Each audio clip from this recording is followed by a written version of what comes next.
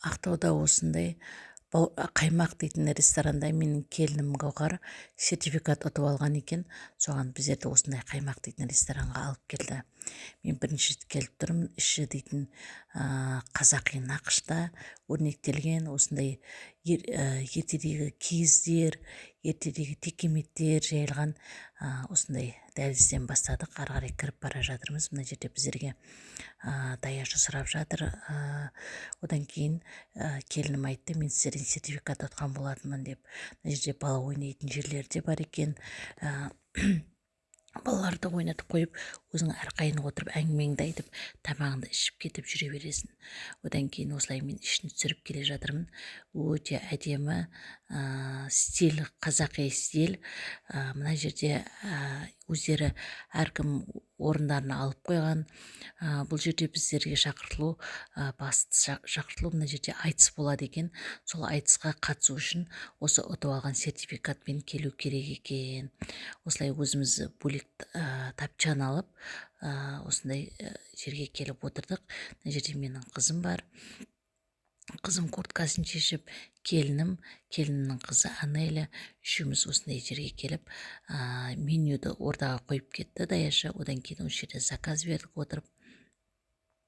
Осылай ұлттық нақыштағы қаймақ ресторанына келіп айтыс көруге келдік. Жайлап жайғасып отырып жатырмыз.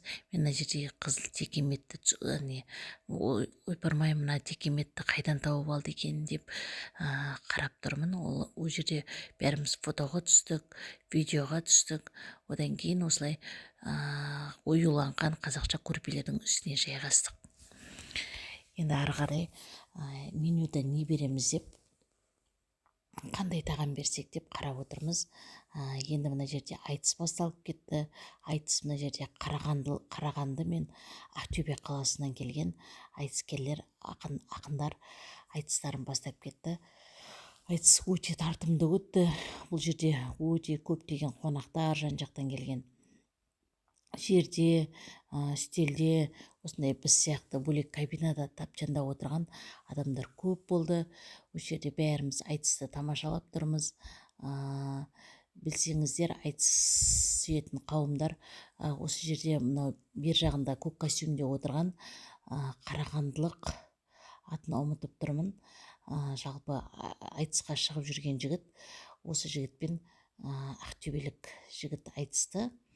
Біздер аяғына дейін отырмадық, себебі мен таңертең емге келгеннен кейін емге баратын болып до конца қатысып отыра алмадық. Бас жағы айтыстың өте керемет өтті. Маған өте ұнады. Қаймақ ресторанында алғашқы рет осылай Ақтауда болып қайттық. Бәрі өте көңілді өтті. Мына жерде үлкен апайлар шашу шашып, өлең айтып, бәрі мәз-мейрам, күшті эмоциямен көңіл көтеріп отырды. Маған өте қатты ұнады. Келінім Гауһарға көп рахмет. Бізді осындай жерге әкелген. Алла разы болсын.